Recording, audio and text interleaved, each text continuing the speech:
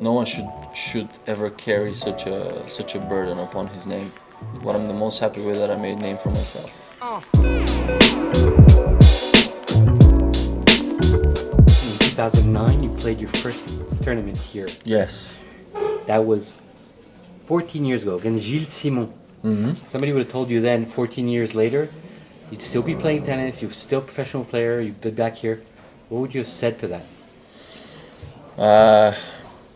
Yeah, sounds about right. I think it's great to be back to places where you have sort of began, and I believe in those like omens, like where you start, maybe where you end, and so on. Luckily, I'm not in the end, so that's a wonderful thing. But I appreciate those moments, and I never forget them. And I think this is also another way to give myself credit that after 14 years, I'm still here, I'm still going strong. Looking back at all those years, not just here, just globally, Yeah. what makes you most proud? I think the consistency to continue at times where you see no way out.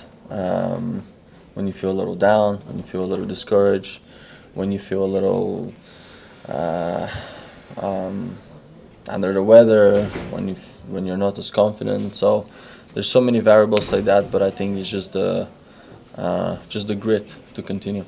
If you had to start again, actually, would you change anything, or would you do it all exactly the same?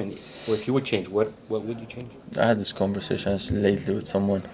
I'm not sure I would change things, to be honest, to that extent. Maybe I'll alter some things. Such as? Some decisions. No, I'm just saying some decisions that I've made. Let's just say some decisions that are very, they're very. I wouldn't call them simple, but they were kind of necessary. And I think this is maybe something that I would have maybe changed. Not change, I said alter a little bit. Mm-hmm.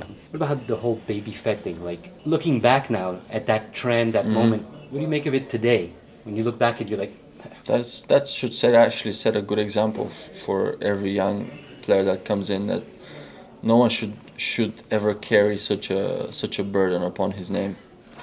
I tell you that much. This is, I think, that was one of the most, I would say, irrelevant comparisons in my eyes, in my view, and I think in everybody's. And what I'm the most happy with, that I made a name for myself.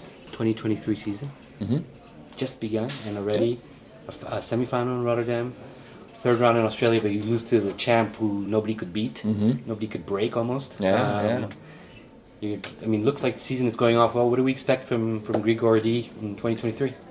And just health, man. This is the most important. I'm enjoying it. As I said, I've been putting a lot of work, trying to also do some things a little bit different than I have in the past, trying to even play, maybe play a little bit more, try to just get out of your comfort zone a little bit. And I think this would also push me to be better on every department that I need to improve. And last one, in Rotterdam, you played doubles with Nicolas Mahut. Yes. Is that something that we should get used to seeing more? You playing doubles and with him? Honestly, I would love to play more with him. I don't know if he wants to play doubles with me. I think he's one of the absolute best doubles player. And last but not least, he was one hell of a single player, and I've played him a lot.